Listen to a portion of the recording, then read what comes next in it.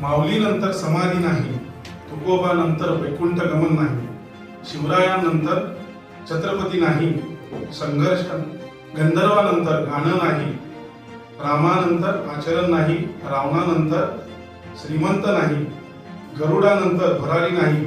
आणि आज आपल्याला जे पाहुणे लाभले त्यांचं जे कर्तृत्व आहे त्याला काही तोड नाही, असे आजचे आपले माननीय प्रकाशजी जावडेकर सर इथे उपस्थित राहिले. मी पुन्हा एकदा त्यांचं अखिल भारतीय स्थानिक स्वराज्य संस्था विभागीय केंद्र पुणे यांच्या वतीने स्वागत करतो आणि सर्व मान्यवरांना विनंती करतो की त्यांनी या कार्यक्रमाची सुरुवात दीपप्रज्वलनाने करावी. सर्व मान्यवरांना विनंती की दीपप्रज्वलन करावं. स्वच्छतेचा संकल्प घेऊन ज्ञानदीप आज प्रज्वलित करू. स्वच्छतेचा संकल्प घेऊन ज्ञानदीप आज प्रज्वलित करू. सेवाभावाच्या या पवित्र वाटेवर समाज हिताचा ध्यास धरू. सेवाभावाच्या या पवित्र वाटेवर समाज हिताचा ध्यास धरू. अखिल भारतीय स्थानिक स्वराज्य संस्थेच्या या ज्ञान मंचावर उज्ज्वल भविष्य घडू दे. प्रत्येक विद्यार्थी स्वच्छ भारताचा एक खरा शिल्पकार होऊ दे. आजच्या या उद्घाटन प्रसंगी मी ईश्वरचरणी ही प्रार्थना करतो आणि या दीपप्रज्वलनाने आजच्या या कार्यक्रमाची सुरुवात झालेली आहे, उद्घाटन झालेलं आहे असं मी घोषित करतो. आज अखिल भारतीय स्थानिक स्वराज्य संस्था विभागीय केंद्र पुणे येथे आपण सर्वजण या स्वच्छता निरीक्षक पदविका अभ्यासक्रमासाठी उपस्थित राहिला. सर्वांचे मी पुनश्च एकदा स्वागत करतो.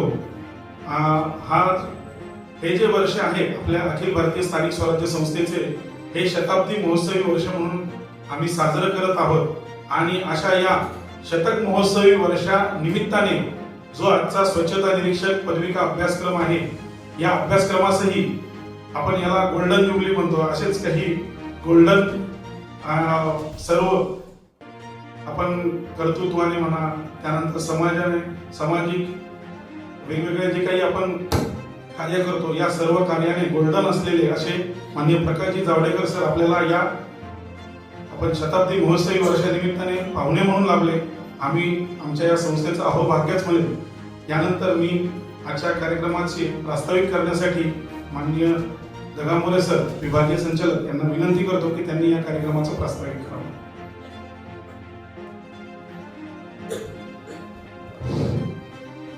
आजच्या कार्यक्रमाचे सन्माननीय अध्यक्ष जावडेकर सर, आमच्या अर्चना मॅडम, खरं म्हणजे संस्थेचं आणि आपल्या सर्वांचं हे भाग्य आहे की जावडेकर सर आपल्याला अध्यक्ष म्हणून लाभलेले आहेत. खरोखर अहोभाग्यच आहे, कारण जावडेकर सरांचा जो जनसंपर्क आहे तो अतिशय दांडगा आहे. 12 वर्षाचे आमदार होते, विधान परिषद सदस्य, 12 वर्ष खासदार होते. पर्यावरण असेल, शिक्षण असेल, ब्रॉडकास्टिंग असेल, विविध जी खाती आहेत ती नुसती सांभाळली नाही तर त्याच्यात नाविन्यपूर्ण असे बदल केले जे जनतेच्या याच्यात. आणि असंख्य अशा समित्या आहेत की ज्यांचे जे पॉलिसी डिसिजन बनवतात त्या समित्या शासन नेमकं त्याच्यामध्ये अनेक समित्यांमध्ये अध्यक्ष म्हणून होते. आणि गेले म्हणजे 40-45 वर्ष त्यांनी जनसेवेसाठी वेचलेली आहेत. असे म्हणून मी म्हणतो की आपलं खरोखर अहोभाग्य आहे. तर गुरुजन, आमचे गुरुजन या ठिकाणी हजर आहेत. कांबळे झाले, गणाडे झाले, धाडके मॅडम आहेत. बाकीचे आज पाऊस असल्यामुळे बाकीचे फॅकल्टी काही येऊ शकतात. सपना भट मॅडम आहेत आमच्या. तर आमचे फॅकल्टी त्या डॉक्टर्स आहेत, हे काही MBBS आहेत, होमिओपॅथी BAMS डॉक्टर्स आहेत. परंतु सर मला सांगायला या ठिकाणी आनंद होतो की ते खरोखर म्हणजे तन मन मनापासून विद्यार्थी घडवण्यासाठी यांचं हे आहेच. नाही प्राध्यापकी हजरच आहेत सर. तर नुकताच आम्ही DMLT, ADMLT कोर्स आणि फॅकल्टीज आहेत सर आमच्या. तर आम्ही विद्यार्थी भगिनींनो म्हणजे ज्यांच्यासाठी हा कार्यक्रम आहे आणि ज्यांनी या संस्थेत प्रवेश घेतलेला त्या संस्थेविषयी मी फक्त 2 मिनिट माहिती देईन की अखिल भारतीय स्थानिक स्वराज्य संस्था जी 1926 साली स्थापन झाली. नगरपालिका, महानगरपालिका, जिल्हा परिषद आणि निवडणूक जे आहेत या म्हणजे लोकशाहीचं पाळणा आहे. यांच्या अधिकारी, कर्मचारी, पदाधिकारी कारण याशिवाय प्रशासन चालतच नाही. तर यांची म्हणजे क्षमता बांधणी, कार्यामध्ये पारदर्शकता कशी आणि गतिमानता कशी यासाठी एक खरं म्हणजे या संस्थेची स्थापना झाली आणि 1930 म्हणजे सी डी बप्प्याला सरोदे नाईक साहेब यांनी हे रोपटं लावलं आणि आज जवळजवळ सर म्हणजे 2200 कर्मचारी आहेत, 54 सेंटर्स ऑल ओव्हर इंडिया आहेत आणि महाराष्ट्राचा जर विचार केला तर मुंबईला आमचं हेड ऑफिस आहे, तुमचं नाशिक, सोलापूर, कोल्हापूर, नवी मुंबई, छत्रपती संभाजीनगर या ठिकाणी आमचे क्षेत्रीय कार्यालय आहेत. जवळजवळ 2200 कर्मचारी, 125 कोटीचा टर्नओव्हर आहे. LHD सारखा कोर्स आम्ही 1930 साली सुरू केलेला संस्थेनं, म्हणजे जे जन्म मृत्यू पासून तर विजेचे दिवेपर्यंत जे काम आहे, म्हणजे जन्माच्या अगोदर पासूनची जी कामं आहेत आणि मृत्यूच्या नंतर सुद्धा जी कामं आहेत ती नगरपालिका महानगरपालिका करावी लागतात आणि ती करत असताना त्याच्या कर्मचाऱ्याला सर्व कामांचं ज्ञान व्हावं यासाठी जो LHD कोर्स फ्रेम झालेला आहे आणि ज्यांच्याकडून काम करून घ्यायचे आहेत, ज्यांना काम करून घ्यायचे आहेत त्यांच्यासाठी LGS कोर्स आहे. LGFM म्हणजे तो फायनान्स महत्वाचा आहे, फायनान्ससाठी तो LGFM कोर्स आहे. 1958 सालापासूनचा सेंटर इन्स्पेक्टरचा कोर्स आहे, सदा 1958 सालापासून आम्ही करतोय. माझे विद्यार्थ्यांचं मी स्वागत करतो, त्यांना नम्र विनंती करतो की आम्ही म्हणतो की 75% प्रेझेंटी असली पाहिजे, परंतु जे हॉलिडे बॅचचे विद्यार्थी स्वतः कमाई करतात आणि बाकीचे रेग्युलर बॅचचे विद्यार्थी सर्वसाधारण त्यांचे आई वडील त्यांची फीस भरतात. आपल्या कष्टाचा घामाचा पैसा आहे, 75% का 100% आपली प्रेझेंटी ही असली पाहिजे. अद्यावत अशी आपली लायब्ररी आहे, तिचाही आपण उपयोग घेतला पाहिजे. एवढंच मी बोलतो आणि आपल्या सर्वांचं स्वागत करून माझे 2 शब्द सांगतो. धन्यवाद सर. सरांनी थोडक्यात अशी संस्थेची आणि आजच्या या कार्यक्रमाचा जो उद्देश आहे तो सांगितला, त्याबद्दल धन्यवाद. यानंतर आजच्या या कार्यक्रमाला उपस्थित असलेले आजच्या या कार्यक्रमाचे अध्यक्ष तथा प्रमुख पाहुणे माननीय प्रकाशजी जावडेकर सर यांच्याबद्दल सर्वांना माहितीच आहे, परंतु कार्यक्रमाची औपचारिकता म्हणून त्यांच्याबद्दल मी थोडक्यात अशी माहिती देतो.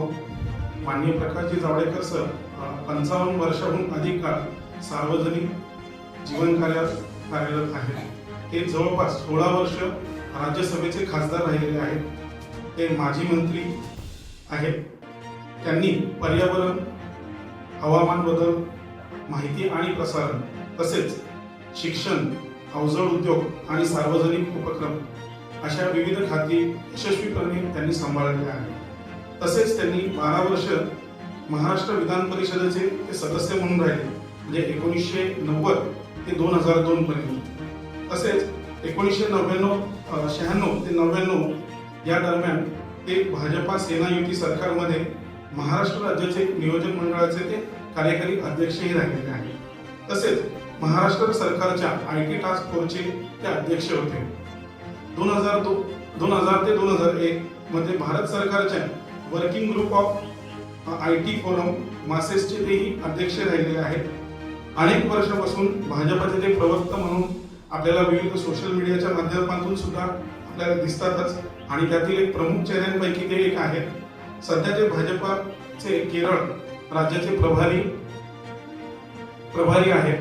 असे आजचे हे पाहुणे आपण पुन्हा एकदा त्यांच्या जोरदार टाळ्यांच्या गजरात स्वागत करू आणि अखिल भारतीय स्थानिक स्वराज्य संस्थेचे विभागीय केंद्राचे विभागीय संचालक यांना मी विनंती करतो की त्यांनी त्यांचं इथे स्वागत करावं.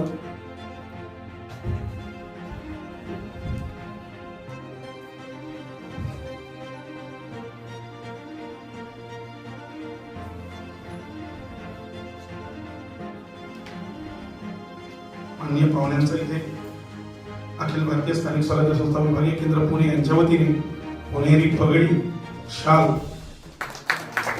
तसेच संस्थेचे स्मृतिचिन्ह देऊन त्यांचं इथे आम्ही स्वागत करीत आहोत. ज्यांची स्वप्ने दमदार असतात त्यांनाच ध्येय प्राप्ती होते. ज्यांची स्वप्ने दमदार असतात त्यांनाच ध्येय प्राप्ती होते. फक्त पंख असून काही फरक पडत नाही. फक्त पंख असून काही फरक पडत नाही मित्रांनो. जिद्दीमुळेच उडान सफल होते. जिद्दीमुळेच उडान सफल होते. असे आजचे प्रमुख पाहुणे तिथे उपस्थित राहिले. त्यांचं पुनश्च एकदा मी संस्थेच्या वतीने मनपूर्वक स्वागत करतो. आजच्या या कार्यक्रमाला उपस्थित असलेले आपला हा जो अभ्यासक्रम पूर्ण वर्षभर यशस्वीरित्या पार पाडण्यासाठी पूर्ण कष्ट घेतात असे या अखिल भारतीय स्थानिक स्वराज्य संस्थेचे जे पुणे विभागीय केंद्रावर ॲज अ फॅकल्टी म्हणून आम्हाला गाईड करतात, जवळपास सगळेच डॉक्टर आहेत असे सर्व फॅकल्टींचाही मी प्रमुख पाहुण्यांना विनंती करतो की त्यांचा एक आपण इथे गौरव करावा म्हणा किंवा त्यांचं स्वागत करावं असं मी सर्वांना मंचावरील उपस्थितांना विनंती करतो. सर्वप्रथम आमचे माननीय गायकवाड सर आपल्या स्वच्छता निरीक्षक पदविका अभ्यासक्रमाचे प्राचार्य डॉक्टर संजीव गायकवाड सर यांचं इथे स्वागत करूया. माननीय प्रमुख पाहुण्यांना विनंती करतो की आपल्या हस्ते आमच्या या शिक्षकांचा गौरव आपण करावा ही विनंती. तसेच आजच्या कार्यक्रमाला उपस्थित असलेले माननीय गडाळे सर यांना विनंती करतो, डॉक्टर योगेश गडाळे सर सतत हसतमुख आणि नेहमीच विद्यार्थ्यांना मार्गदर्शन करणारे असे डॉक्टर योगेश गडाळे सर, त्यानंतर डॉक्टर NS जगताप सर, त्यानंतर Jaysing Diwan sir, doctor Mansi Borole madam, Kamble sir, doctor Kamble sir यांना विनंती करतो की त्यांनी आपला मान स्वीकारावा. त्यानंतर सोनल धाडगे मॅडम याही इथे उपस्थित राहिल्यात, त्यांचं इथे प्रमुख पाहुण्यांच्या हस्ते आपण स्वागत करूया. वर्षभर सातत्याने आपल्या विद्यार्थ्यांना मार्गदर्शन करणारे या सर्व शिक्षकांचा गौरव इथे झालेला आहे. पुनश्च एकदा मी सर्वांचे धन्यवाद देतो. तुम्हाला सर्वांचं स्वागत. मला असं लक्षात येतं की काही जण सर्टिफिकेट कोर्स पास झाले,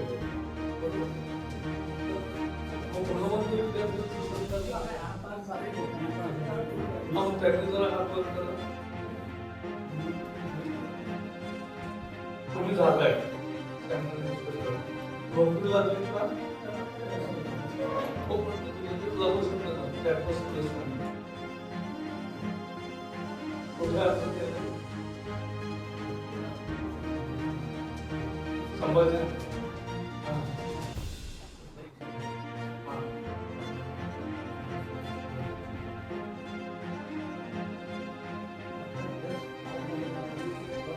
या सेवेमध्ये अच्छा व्हेरी गुड बधाई हो. काय नाव तुमचं? का तुम्ही ठरवलं सॅनिटरी इन्स्पेक्टर व्हायचं?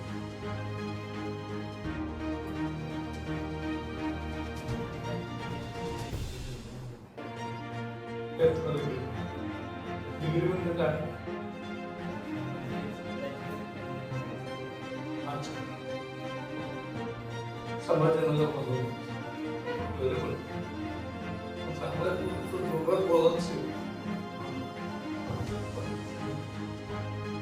जे नवीन मुलं आहेत त्यांनी जरा सगळे नवेच आहेत. ठीक आहे. आता मला कोणी सांगा की तुम्ही या कोर्सला का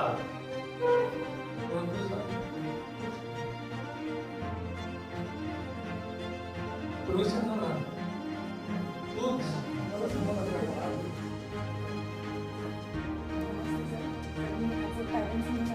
अच्छा विद्यार्थी कोण आहे? ज्यांनी या कोर्सला प्रवेश घेतलाय आपण गप्पाच मारणार मूळ. तर हा नाव नाव नाव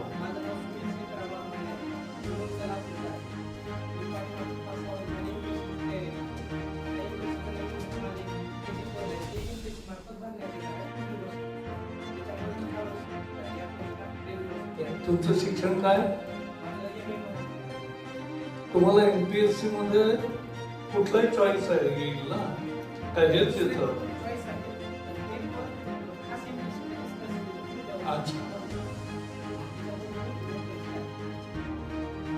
चांगलं. आणि कोण कशासाठी आलाय जरा सांगा. तुम्ही सांगा. हा तुम्ही सांगा. माझं नाव शिवम सर. ऍडमिशन घेतलं त्याचा आमचा उद्देश असा आहे की ऑलरेडी आम्ही जॉब करत आहोत. कुठे जॉब? मी आता कॉन्ट्रॅक्ट बेसमध्ये आहे. त्याचा ड्रायव्हर म्हणून जॉब करतो. कोणार्क इन्फ्रास्ट्रक्चर जे आहे मी चालतो पुण्यात. पुण्यामध्ये ड्रायव्हर जॉब करतोय. पण पुढे जाऊन पुणे महापालिका कॉन्ट्रॅक्टरकडून गाड्या घेतात त्याच्यावर चालू त्याच्यावरती आता सध्या जॉब करतो. त्याच्यामध्ये असं आम्हाला म्हणजे जेव्हा आम्ही जॉब करतो त्यावेळेस आम्हाला असं जाणवतं की काही गोष्टींचं म्हणजे स्वच्छता रिलेटेड काही काही गोष्टी असतात त्याच्यामध्ये आपल्याला आपलं पण काहीतरी सहभाग असावा आणि आपण पण समाजाला काहीतरी चांगले वळण देऊ शकतो. त्यासाठी ती पदवी आपल्याला आवश्यक आहे. त्या पदवीसाठी आणि ह्या गाड्या म्हणजे अधिकारी वगैरे जाण्यासाठी आहेत का दुसऱ्या कुठल्या कामासाठी आहे? या गाडी ज्याच्यावर तुम्ही काम करता ड्रायव्हर असते त्या गाडीचं काम काय? गाडीचं कचरा बघा. हा म्हणजे कचरा डेपो मध्ये टाकणं. हो. मोशी डेपो पाहिला नसेलच तुम्ही कारण तुम्ही पिंपरी चिंचवडला नाही. पुण्याचा डेपो चांगला सगळ्यात कोणता वाटतं?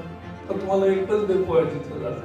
आम्हाला एकच देतोय खराडी रॅम्प आहे आम्हाला. मग खराडी कसा आहे? चांगलं आहे. आता अजून त्याचं काम चालू आहे. डिलिव्हरीचं काम चालू आहे. हे आमदार जे आहेत आपले पटेल साहेब, त्यांच्या काम चालू आहे. खूप मोठं म्हणजे ते त्यांनी जे केलेलं आहे प्लॅन केलेला आहे. हो पण आता कचरा नेता तो डंप करतात का काय करतात?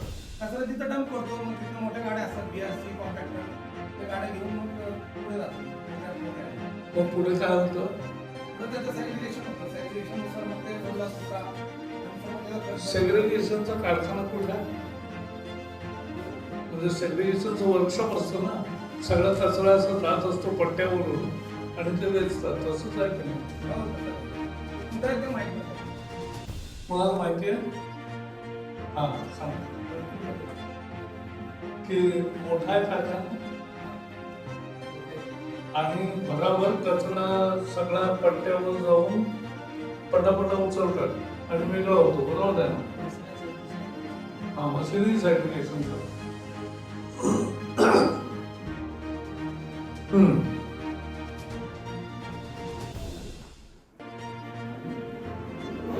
कोणीतरी सांगा पुण्यामध्ये कचऱ्याची मुख्य समस्या काय? सांगा कोणी सांगा.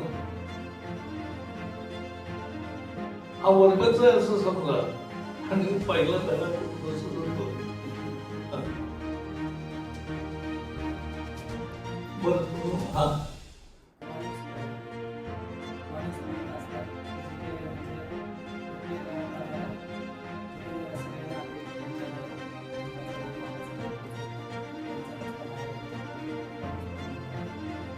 अच्छा म्हणजे अजूनही काही जणांचा कचरा गोळा होत नाही.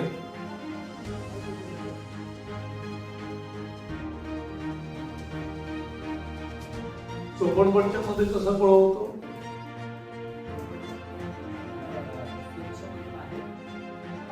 ते गोळा करतात.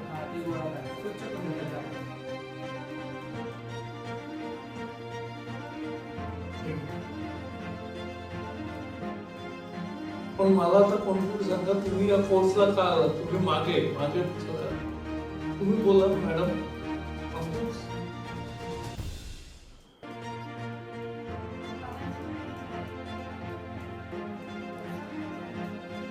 बाबा आधी काय करतात? बाबा काय करतात?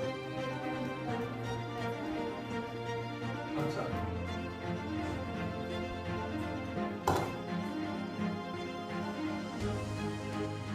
तेव्हा तुम्हा सगळ्यांचं स्वागत आहे.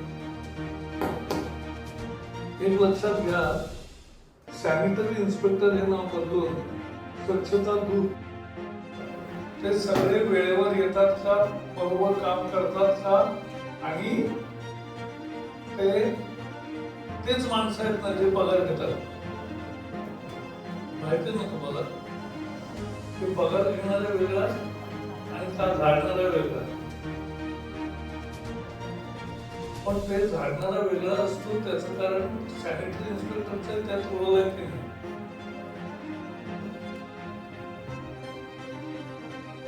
म्हणजे त्याला वाटा तरी मिळतो किंवा त्याचं दुर्लक्ष असतं. दोनच गोष्टी आहेत. तर तुमच्यापैकी सगळ्यांनी प्रतिज्ञा केली पाहिजे की ज्यांना झाडण विभागाच्या निरीक्षक पदाचं काम करायला जेव्हा लागेल त्यावेळेला आपण एकही कर्मचारी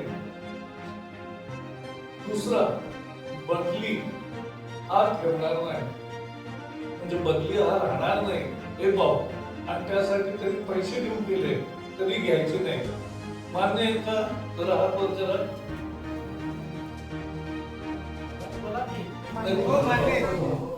कारण ही तिथली सगळ्यात स्वच्छतेची पहिली सुरुवात आहे. म्हणजे आपल्याला डिपार्टमेंट साफ करायचं, नुसतं रस्ता नाही, डिपार्टमेंट साफ करायचं. त्यानंतर तुम्ही ट्रक चालवण्याचा तुम्हाला अनुभव आहेच, तुम्हालाच पण तुम्हाला पण ते वाहतूक पूर्ण भरल्यावरच निघतं का निम्म झाल्यावर निघतं? पूर्ण किती टन माल जातोय वेळेला 1.5 ते 2 टन जात, त्याला कॉम्पॅक्टिंग नाही आहे, त्याला नाही.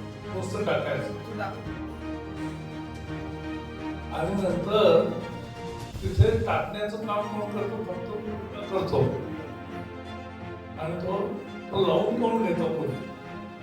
तिथं असतं ना साहेब, बिगारी असतं. नाही. हा, आणि ते हे जातात तिथून कॉम्पॅक्टर मध्ये जातात, आणि तिथून तिथे राडा रोडा काय होतो? राडा रोडा आम्ही नियम केला, एन्व्हायरमेंट मंत्री मीच होतो. पहिल्यांदा स्वातंत्र्यानंतर नियम केला की राडा रोडा रस्त्यावर नदीकाठी कुठेही टाकता येणार नाही. तो महापालिकेच्या ठराविक पॉइंटला जमा केला पाहिजे. कुठे जमा करायचा असतो? आधी राडा रोडा कुठे जमा करायचा असतो?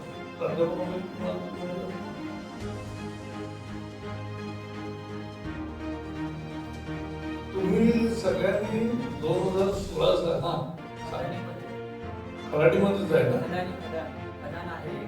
हा, नेऊन टाकायचं. आणि तिथे कारखाना आहे का? कारण दिल्लीला हा राडा रोडा जो येतो तो सिमेंट असतं त्यात, त्यामुळे त्याचं स्ट्रीट फर्निचर म्हणजे छोटे छोटे फरशा बनवतो, त्यात पेवर्स, नंतर बदली सीमारेषा असतो, ते असं सगळं स्ट्रीट फर्निचर ज्याला म्हणतात ते त्याच्यात केलं. बरं, आता प्राध्यापकांनी कचरा प्रकल्प वेचक पाहिलाय का? कचरा नाही वेचणार नाही, कचरा वर्गीकरण ते पाहिलंय की नाही? सेग्रिगेशन अँड सोर्स जगामध्ये कुठेही 15% जास्त झाले नाही. पण लोकांना ओला सुखामध्ये इतकं गोंधळ होतो, झोमॅटोचं पाकिट आलं आणि ते जे राहिलं ते सुका का ओला, खूप प्रश्न येतात. ते इतकं सोपं नाही. तर तुमचे प्राध्यापक तुम्ही सगळ्यांनी 2 दिवस पहिले म्हणजे याच्यावर जा, गोळा करतात आणि डंप करतात तिथे काय आहे. डंप केल्यानंतर ते कॉम्पॅक्टर भरून देतात. ते ठिकाणी सेग्रिगेशन खराडीला होतं ना, खराडीला, तर खराडीला जाऊन ते सेग्रिगेशन पाहिलं नाही कोणी प्राध्यापकांनी. मग आपण काय शिकवणार? नाही, फील्ड विजिट नाही, मी सांगतो तो आता कार्यक्रमात सांगतोय. तुम्ही ही बॅच कधीपासून सुरू आहे?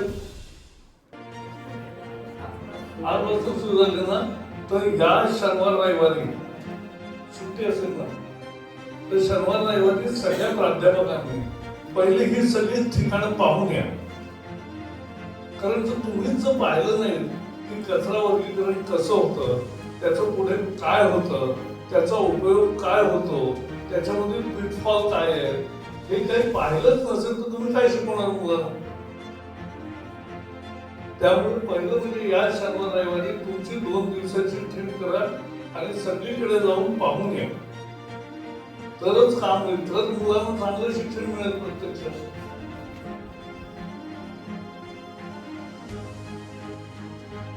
बरं, ज्याला सॅनिटरी इन्स्पेक्टर म्हणजे ज्याच्या घरामध्ये कोणीतरी स्वच्छतेच्या कामात होता असे कोण आहे? तुम्ही सांगितलं. आणि एकच हे बघा, या 2 जणांना प्रत्यक्ष थोडा अनुभव आहे आणि त्यांना माहिती आहे, म्हणजे प्राध्यापकांचा क्लास ते घेऊ शकते असे आहे. त्यामुळे तुम्ही या समस्येवर जाऊन देशामध्ये घनकचरा म्हणजे पुण्यामध्ये सुद्धा 1300-1400 टन गोळा होतो. महाराष्ट्रामधला कचरा घेतला केवळ महापालिकेतला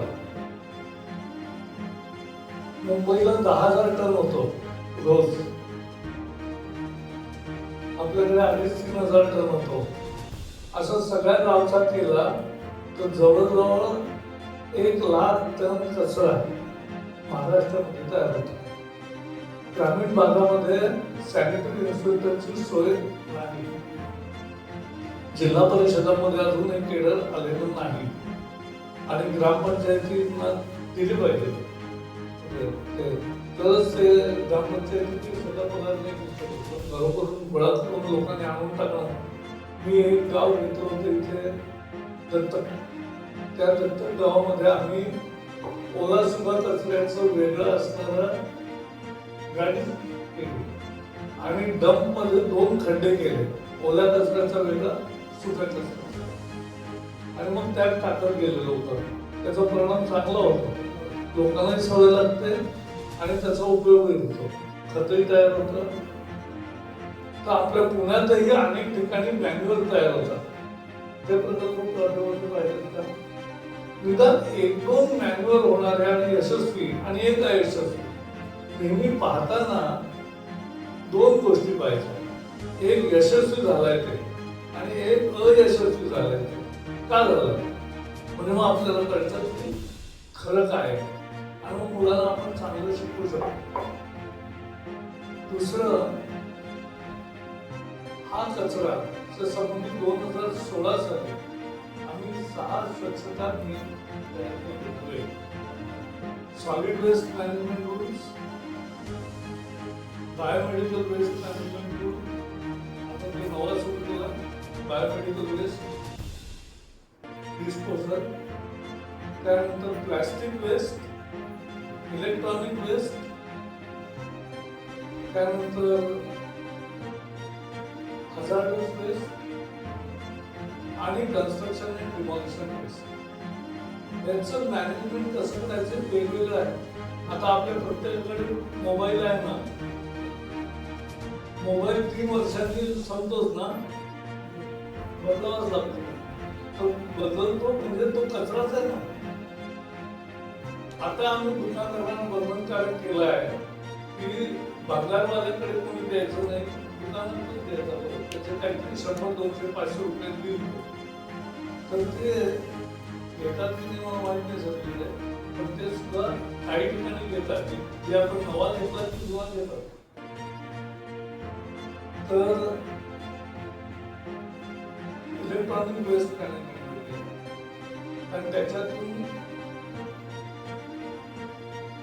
जे बॅटऱ्या असतात त्याच्यातून जे सोनं असतं ते काढून घेण्याचा प्रयत्न करतात. त्या सगळ्या निमित्ताने त्याची अनेक रसायनं पाण्यामध्ये मिसळतात आणि पाणी दूषित होतं. कचऱ्याचा संबंध आपल्या जीवनाशी, आरोग्याशी सगळीकडे. प्लास्टिक वेस्ट जवळजवळ निर्भर रोज 30,000 टन जमा होते. आता तो 40,000 टन गोळा होतो, पण गोळा होत नाही. Plastic per se is not bad. Plastic is useful and it is recyclable. The issue is uncollected plastic. मग ते आपल्याला गावोगावी रस्त्यावर पडलेलं दिसतं. मग गाई म्हशी ते खातात. त्यांच्या पोट फुगल्यावर ऑपरेशन केलं की त्यात 50-50 किलो प्लास्टिक. आपल्यापैकी मासे घेतलं खातात, कोमणाला नेहमी खातो. इतकं उपासाचं झालेलं आहे. फक्त अरे हात वर करायला माणसं खातो, त्यात वाईट काय आहे? चांगली गोष्ट आहे. हा. तर माशांच्या सुद्धा समुद्रामध्ये हे सगळं काय होतं, आपल्या इथे प्लॅस्टिक आहे गावामध्ये सगळीकडे पडलेलं, जोरात पाऊस आला तिथं ओळीतून वाहून जातं, ते हळूहळू नदीला मिळतं, नदी समुद्राला मिळते. समुद्रामध्ये इतकं प्लॅस्टिक लिटर आता झालं आहे की आपण जे मासे खातो त्यातल्या अनेक माशांच्या शरीरात प्लॅस्टिकचे अंश आहेत, कारण त्यांच्या खाण्यातून ते गेलं. म्हणजे आपण स्वच्छता नाही ठेवली तर आपलं जीवन धोक्यात आहे. तर त्यामुळे तो प्लॅस्टिक वेस्ट मॅनेजमेंटचा मुद्दा आहे. आणि प्लॅस्टिक वेस्ट नंतर हजार्डस वेस्ट म्हणजे न्यूक्लिअर प्लांटची वेस्ट किंवा अशा ज्या मोठ्या कारखान्यांची वेस्ट असते ती आहे. आणि बायोमेडिकल वेस्ट सगळ्या हॉस्पिटलमध्ये जे गोळा होतं तर कापूस सुद्धा आणि लिंबाचं इंजेक्शनच्या सुया सगळं हे शस्त्रक्रियेची उपकरणं झालेली शस्त्रक्रिया निघालेले अवयव काय जे असेल ते सगळं त्यात जातं आणि ते सगळं एका पद्धतीनेच तिथे पुरवलं पाहिजे, डिस्पोज केलं पाहिजे असं त्याचा नियम आहे. तर बायोमेडिकल वेस्ट सुद्धा पुण्यामध्ये 2 प्लांट आहेत. तर एक पाहून शिकवणार काय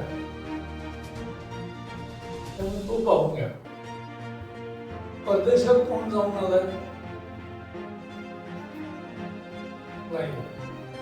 परदेशाचं वैशिष्ट्य पण टीव्हीवर सगळ्यांनी परदेशात पाहिलंय. त्यात काय वेगळे पण दिसतं? स्वच्छ. देशाची एकमेव पहिचान स्वच्छता असते, वेगळे पण स्वच्छतेत आहे. आणि म्हणून प्रधानमंत्र्यांनी 2016 साली हा कार्यक्रम जाहीर केला, 15 साली की 14 साली पहिल्याच वर्षी त्यांनी घोषित केला स्वच्छ भारत. आणि मग आम्ही गाणं बनवलं, स्वच्छ भारत का इरादा कर लिया हमने.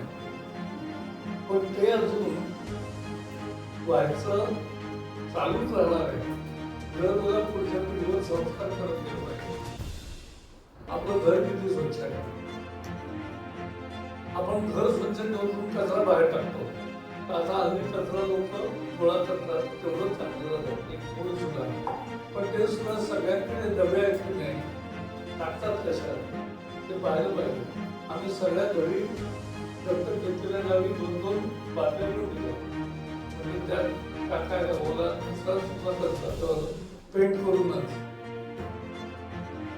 तर हे जर केलं तरच शहर स्वच्छ. तुम्हाला आठवत असेल गुटख्याच्या आम्ही सगळं गोळा केलं प्लॅस्टिकला.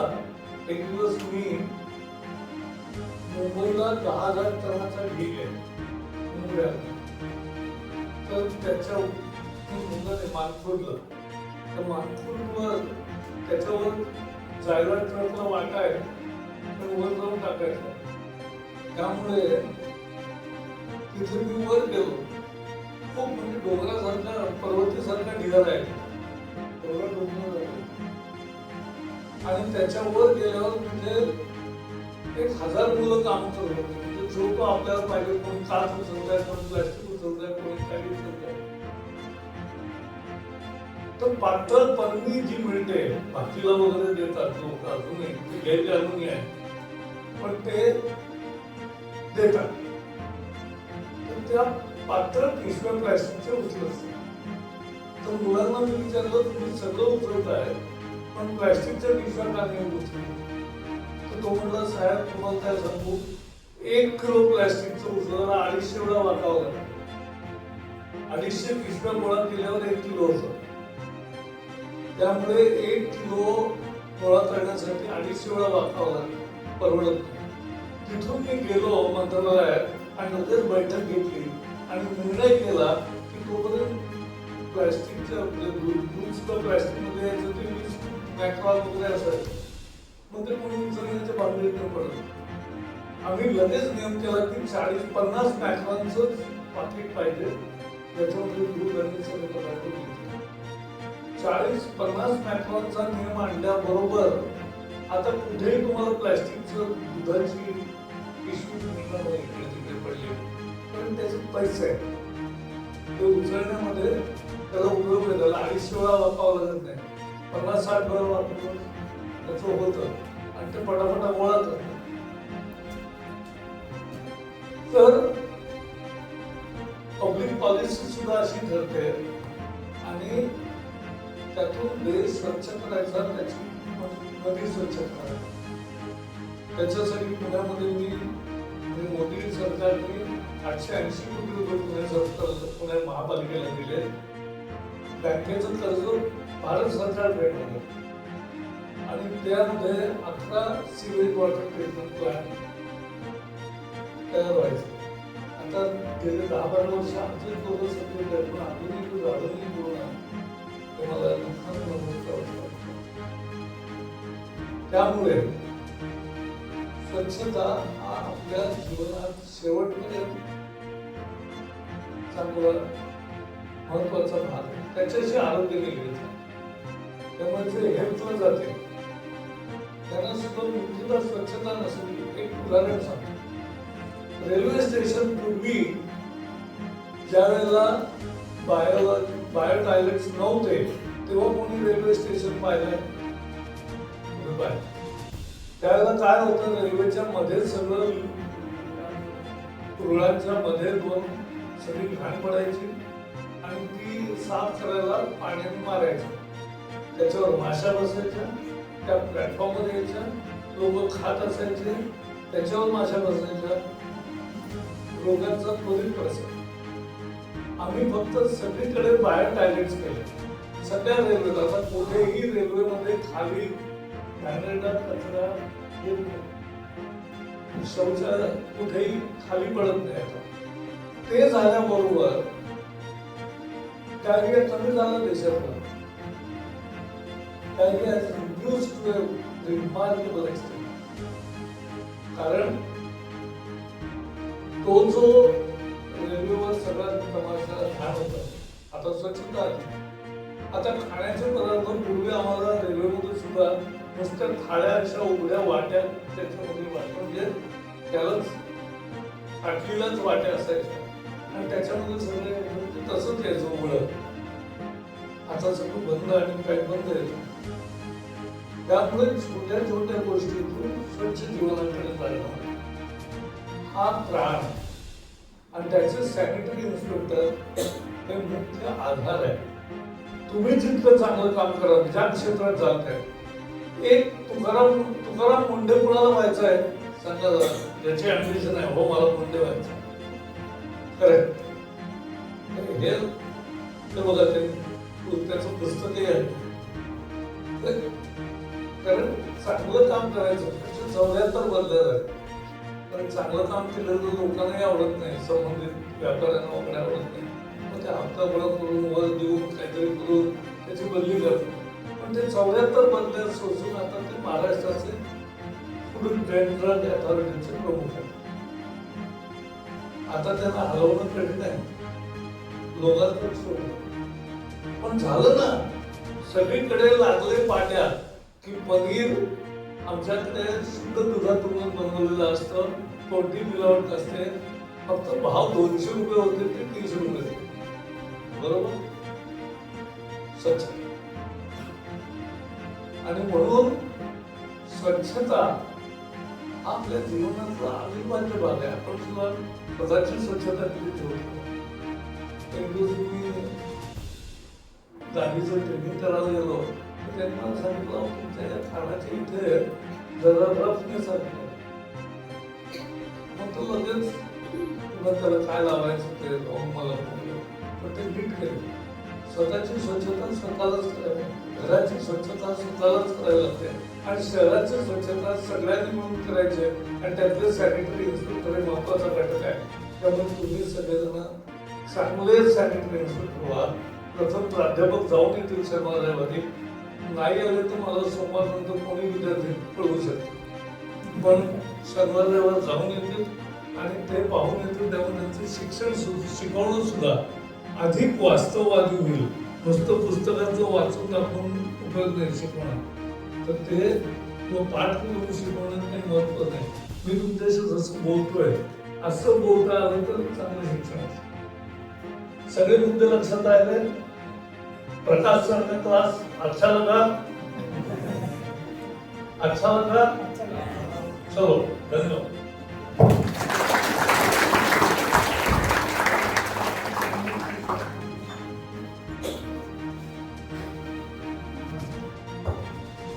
धन्यवाद सर. सरांनी एकदम खेळीमेळीच्या वातावरणात व्यवस्थित असा आपला क्लास घेतलेला आहे आज, छान असा, आणि आपल्याला उपयोगी असं जे काही मार्गदर्शन आहे आणि आपल्याला पुढे जाऊन जे उपयोगी असं कार्य आहे किंवा जे काम करायचं आहे याबद्दल खूप छान असं मार्गदर्शन सरांनी केलं. पुनश्च एकदा सरांचे मी मनपूर्वक धन्यवाद देतो. आणि यानंतर जे गुणवंत विद्यार्थी आहेत तत्पूर्वी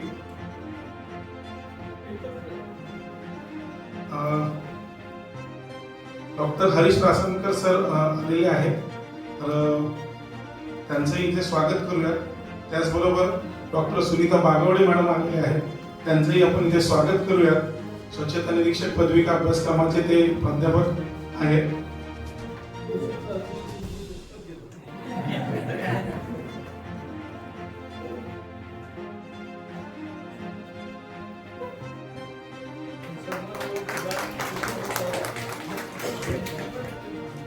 तसेच यानंतर आपले जे गुणवंत विद्यार्थी आहेत त्यांना स्वच्छता निरीक्षक पदविका अभ्यासक्रम त्यांनी पूर्ण केलेला आहे यशस्वीरित्या, आणि आपल्या पुणे विभागीय केंद्रातून तो प्रथम आलेला आहे आणि भारतामधून चौथा आलेला आहे.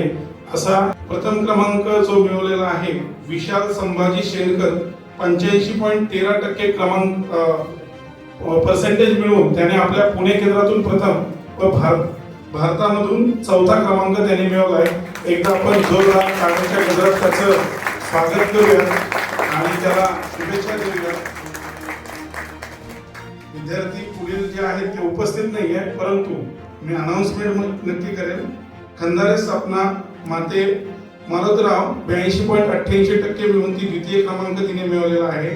तसेच सुळे सुकुमार लक्ष्मण 80.13% मिळवून त्यांनी तृतीय क्रमांक मिळवलेला आहे. सर्व गुणवंत विद्यार्थ्यांचे संस्थेच्या वतीने मनपूर्वक हार्दिक अभिनंदन.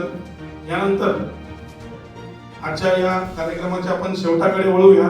आज हा जो आपला कार्यक्रम होता स्वच्छता निरीक्षक पदविका अभ्यासक्रम, या अभ्यासक्रमाचा उद्घाटन समारंभ इथे आज संपन्न झालेला आहे आणि माननीय प्रकाशजी जावडेकर सर यांच्या मार्गदर्शनाने या कार्यक्रमाला आणखीनच शोभा आलेली आहे. कार्यक्रमही झालाय बहारदार, त्यामुळे मानलेच पाहिजे आभार. तर मी विक्रांत सावंत यांना विनंती करतो की त्यांनी आजच्या या कार्यक्रमाचे आभार व्यक्त करावे.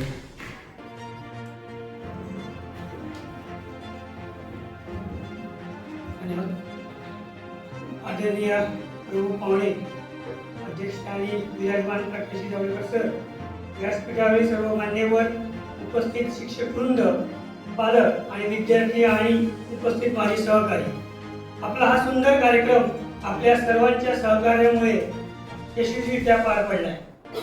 या कार्यक्रमाच्या साठी वेळात वेळ देऊन प्रकाशजी जावडेकर सरांनी आपल्याला फार मोलाचा वेळ आपल्याला दिला आणि मार्गदर्शन केलं. त्या मार्गदर्शनाने तुम्हाला जीवनात नक्की फायदा होईल. त्यांच्या या मार्गदर्शनाचा उपयोग तुम्हाला जीवनामध्ये पुढील जेव्हा तुम्ही शिकाल तेव्हा नक्कीच त्या स्टेप बाय स्टेप त्यांनी जे काही त्यांचे अनुभव सांगितलेले आहेत ते तुम्हाला नक्कीच जीवनामध्ये तुम्हाला अनुभवता येतीलच. त्यांच्या मी संस्थेकडून मनापासून आभार मानतो. त्याचप्रमाणे आमचे आरडी सर, आमचे गायकवाड सर, प्रिन्सिपल सर यांनी आम्हाला या कार्यक्रमाचा प्रोत्साहन देऊन दिले, त्यांनाही आमचे आभार मानतो.